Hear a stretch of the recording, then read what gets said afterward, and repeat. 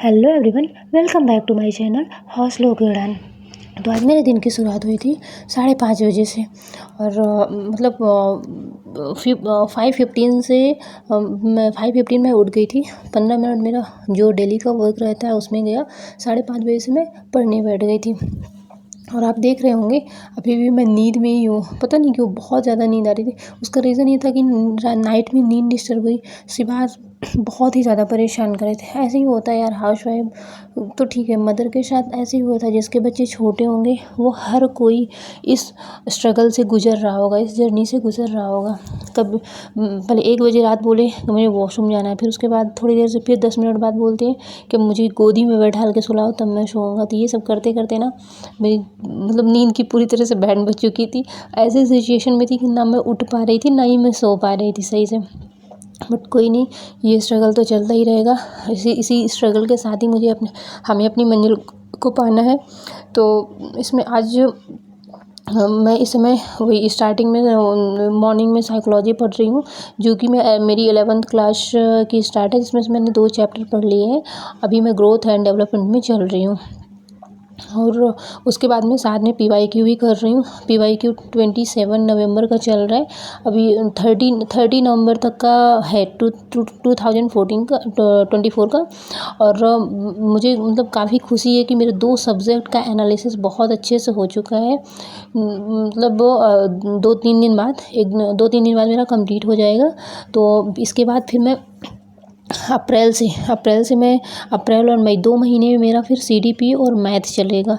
तो मैंने ये टारगेट बनाया है कि मई तक में मेरा 2024 के सारे पेपर का एनालिसिस हो जाएगा, सारे सब्जेक्ट का हो जाएगा 30 नवंबर तक जितने भी पेपर हुए। और 2022 का जो है वो मैं सोच रही हूँ कि मैं मॉक टेस्ट के रूप में लगाना शुरू कर दूँ। तो उसमें ऐसा करूँगी कि जितना हो सकेगा तो मुझे कोशिश करूँगी कि एक दिन में सारे सब्जेक्ट लगा सकूँ और उसमें ये देखूँ कि कितने मार्क्स मेरे बन रहे हैं अभी। तो मैं अब 2022 का ऐसे ही करूँगी। आप लोग कैसे कर रहे हो स्टडी? आप लोग ज़रूर कमेंट करके बताइएगा आप लोगों की स्टडी कैसी चल रही है। तो इस समय मैंने टारगेट लिया है, मार्च में जितने भी दिन हैं उसका मैंने टारगेट लिया है पूरा, कि मैं 5 घंटे स्टडी पूरी कोशिश करूँगी कि मैं 5 घंटे स्टडी करूँ और आपको विथ टाइम आपको दिखाऊँ कि हाँ, आपको भी प्रूफ रहेगा कि हाँ मैंने इतने घंटे स्टडी करी है। और मैंने जो पहले क्या होता था कि इससे एक चीज़ मैंने सीखी है एक दिन में ही, कि जैसे मैं थोड़ा सा टाइम मिलता था ना तो उस दौरान मैं बैठ जाती थी, मोबाइल चलाने लगती थी, है ना। अब थोड़ा सा टाइम मिलता है ना तो मैं बेटू के साथ में स्टडी स्टार्ट कर देती हूँ। तो वो टाइम मैंने देखा कि उस टाइम का भी मैं काफ़ी यूटिलाइज़ कर सकती थी पहले भी, जो मैं नहीं कर रही थी।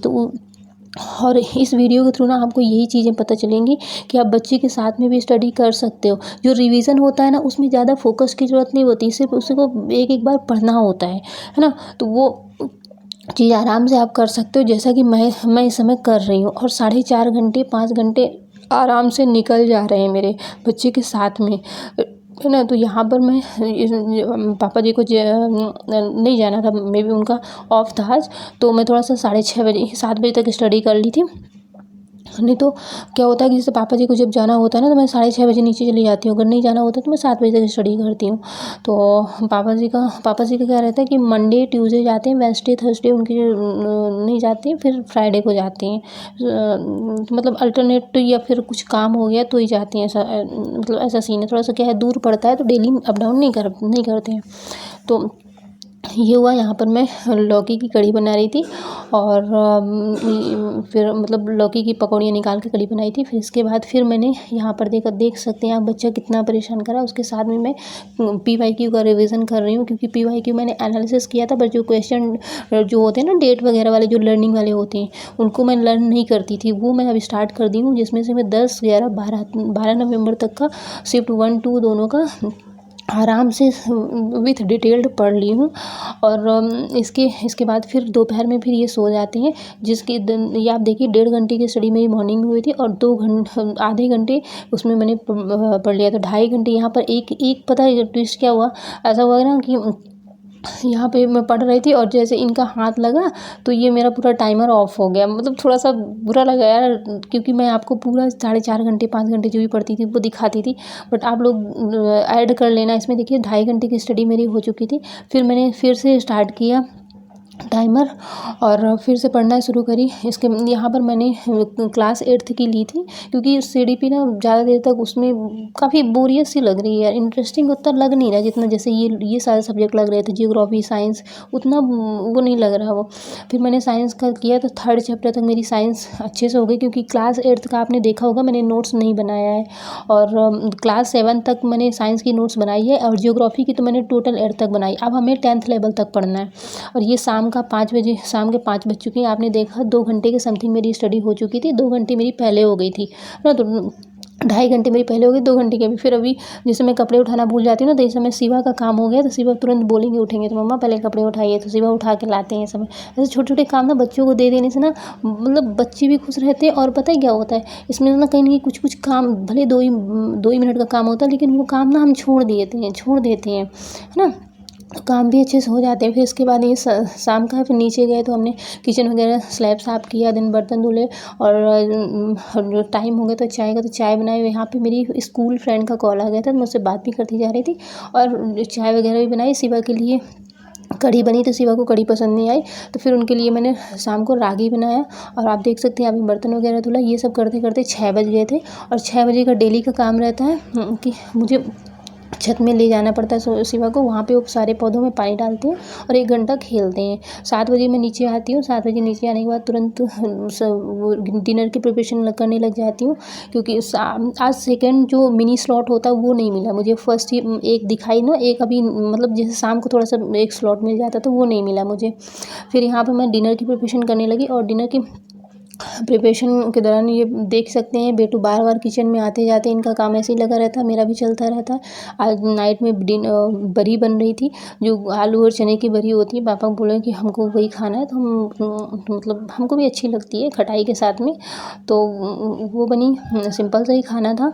और उसके बाद जो तो फिर सबको खाना वगैरह खिलाना। दिन शिवा ने इतना ज़्यादा फैला रखा था कि पूरे घर में झाड़ू लगाए और फिर इसके बाद मुझे टाइम मिला 9:30 बजे। 9:30 बजे से आधे घंटे में शिवा को पढ़ाती हूँ, वो मैंने कैप्चर नहीं किया। आधे घंटे मैंने उन्हें पढ़ाया।